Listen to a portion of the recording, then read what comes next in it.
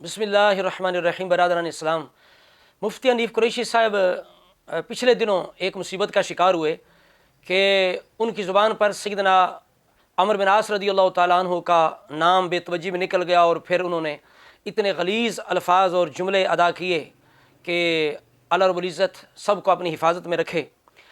ہم نے اس وقت بھی حسن ظن رکھا اور اب بھی حسن ظن ہے کہ جو کچھ حضرت عمرو بن عاص کے متعلق ان سے ہوا یہ بالکل بے توجہی میں ہوا، لیکن یہ بات بھی مانی پڑے گی کہ یہ پچھلا ان کا جو معاملہ ہے اس کی نحوست تھی کہ ان کی زبان پر عظیم صحابی رسول کے بارے میں اتنے غلیظ الفاظ استعمال ہوئے۔ ہمارے دل کے اندر ان کے بارے میں کچھ نرمی آ گئی تھی کہ شاید اب قریشی صاحب پچھلے معاملات سے بھی واضح طور پر رجوع کر لیں، لیکن اگلے دن ہم نے ایک ایسا ان کا انٹرویو سنا جسے سن کے بڑا دکھ ہوا اور اوسان خطا ہو گئے کہ معاذ اللہ کہ یہ بندہ اتنا بدبخت ہے اور بد باطن ہے کہ یہ کہہ رہا ہے کہ پچھلے آج تک جتنے میرے معاملات ہیں میں نے حضرت معاویہ کے بارے میں نو ڈیمانڈ کہا، وہ عقیدہ اہل سنت ہے، معاذ اللہ، اور میں نے حضرت ابو سفیان کے ساتھ پلید کہا، اس کے پاس میرے پاس بڑے دلائل ہیں، دلائل کے انبار ہیں، میں مناظر آدمی ہوں، کیا میں دلائل نہیں دے سکتا؟ میں چاہتا تو میں جناب ڈھیر لگا دیتا دلائل کا،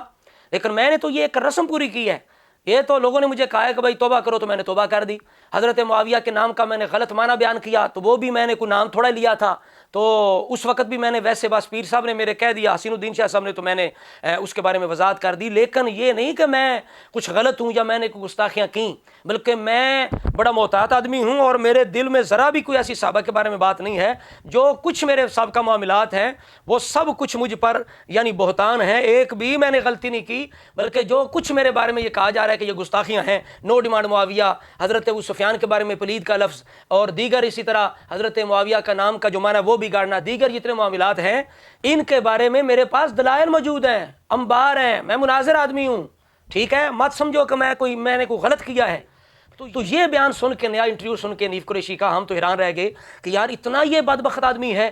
ہم تو سمجھے تھے شاید اپنے معاملات سے یہ اب رجوع کر لے اور واضح طور پر توبہ کر لے، لیکن اس بندے نے اپنے ان معاملات کو جو ہے وہ کہا کہ یہ بالکل ایسی کوئی بات نہیں ہے، میں بالکل سچا ہوں، میرے پاس دلائل موجود ہیں۔ تو اب میں علماء اہل سنت سے، مناظرین اہل سنت سے کہوں گا کہ اس بندے کو مناظرے کا چیلنج دے کہ پچھلے تیرے جتنے معاملات ہیں جن کے بارے میں تیرے پاس دلائل کے انبار ہیں، ہمارے سامنے بیٹھ کر ان دلائل کے انبار کے ساتھ اپنے آپ کو پاک صاف ثابت کر کے دکھاؤ۔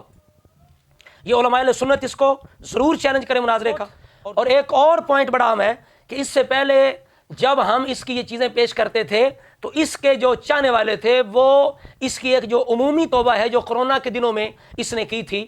وہ پیش کر دیتے تھے، وہ کہتے تھے یہ جتنے معاملات ہیں ان سے قریشی صاحب نے رجوع کر لیا ہے، توبہ کر لی ہے۔ اب ہم ان سب لوگوں سے یہ کہتے ہیں کہ اب بتاؤ بھائی، تم تو کہتے تھے کہ قریشی نے رجوع کر لیا ہے، یعنی تم مانتے تھے کہ واقعی قریشی کے معاملات تھے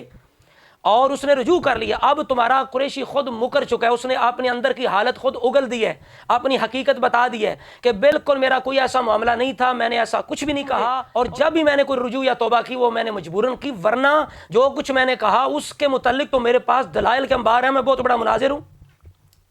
تو لا حول ولا قوت الا باللہ العلی العظیم، انا للہ و انا الیہ راجعون، نعوذ باللہ من ذالک، العیاذ باللہ تعالی، الامان والحفیظ۔ اور یہ بھی بات خاص ہے کہ اس بیان کے اندر حنیف قریشی صاحب نے اعلیٰ حضرت پر الزام لگایا ہے کہ جو میں نے نو ڈیمانڈ معاویہ کہا ابھی میں کہتا ہوں، کہتا ہے ابھی میں کہتا ہوں، یہ اس دور کی بات ہے، اور یہ تو ایسے الفاظ تو اعلیٰ حضرت نے بھی کہا ہے، نعوذ باللہ استغفر اللہ، اعلیٰ حضرت پر بھی اس نے بہتان باندھا ہے۔ اعلیٰ حضرت نے بالکل ایسی کوئی بات نہیں کی جس کا مفہوم یہ بنتا ہے کہ نو ڈیمانڈ، ایسی کوئی اعلیٰ حضرت نے بات نہیں کی، یہ بالکل یہ اس کا الزام ہے اعلیٰ حضرت پر، اور اس نے معاذ اللہ یہ نو ڈیمانڈ کو مشاجرات صحابہ کے ساتھ جس کا تعلق ہے، جس معاملات کا، اس کے ساتھ جوڑ کے پھر ساتھ یہ کہہ کہ یہ عقیدہ اہل سنت ہے، یعنی میں نے جو نو ڈیمانڈ معاویہ کہا یہ عقیدہ اہل سنت کی روشنی میں کہا۔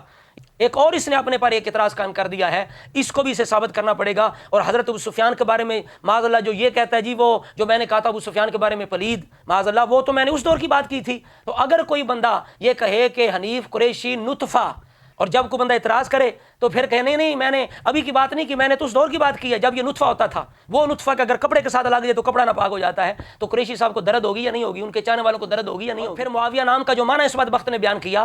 اور کہتا ہے کہ میں نے تو ویسے بات کر دی کہ بندے جناب ایسے نام رکھتے ہیں کہ ان کے معنی بڑے عجیب ہوتے ہیں، تو میں پوچھتا ہوں دیگر اہل بیت کے افراد، صحابہ کرام کے کئی ایسے نام ہیں کہ جن کے اگر لغوی معنی پہ جایا جائے تو بڑے عجیب سے ان کے معنی بنتے ہیں بدبخت انسان. اور معاویہ وہ نام ہے جو رسول اللہ کی زبان پر جاری ہوا. صحابہ اکرام جو بولا کرتے تھے, اور کئی حضور کے صحابہ کے نام معاویہ ہیں, اور اسی طرح کر کے حضرت مولا علی کے ساتھیوں کے نام معاویہ ہیں, امام جعفر صادق کے ساتھیوں کا نام معاویہ ہے, حضرت جعفر طیار کے پوتے کا نام معاویہ ہے. معاذ اللہ معاذ اللہ. تو وہ لوگ جاہل تھے, انہیں پتہ نہیں تھا اس کا معنی کیا ہے. تو یہ بھی اس کی دو نمبری اور دغا بازی ہے. تو المختصر یہ کہ اس نے اس انٹرویو میں بدبختی کی, فراڈ کی, دو نمبری کی انتہا کر دی ہے. ہم تو سمجھے تھے شاید یہ بندہ رائے راست پہ آ جائے, لیکن اس بندے کے متعلق یہ امید رکھنا کہ یہ درست ہو جائے گا, سدھر جائے گا, توبہ کر لے گا, صحیح رائے راست پہ آ جائے گا, بالکل یہ قریب سی کوئی ہمیں امید نہیں ہے. اس لیے کہ اس بندے نے اپنے جناب 10-15 سال پرانی جو حقیقت ہے اس بندے نے اس انٹرویو کے اندر اگل دیا ہے کہ بھئی میں نے جو کچھ کہا وہ بالکل صحیح کہا, میرے پاس دلائل موجود ہیں, میں مجبوراً توبہ کرتا رہا,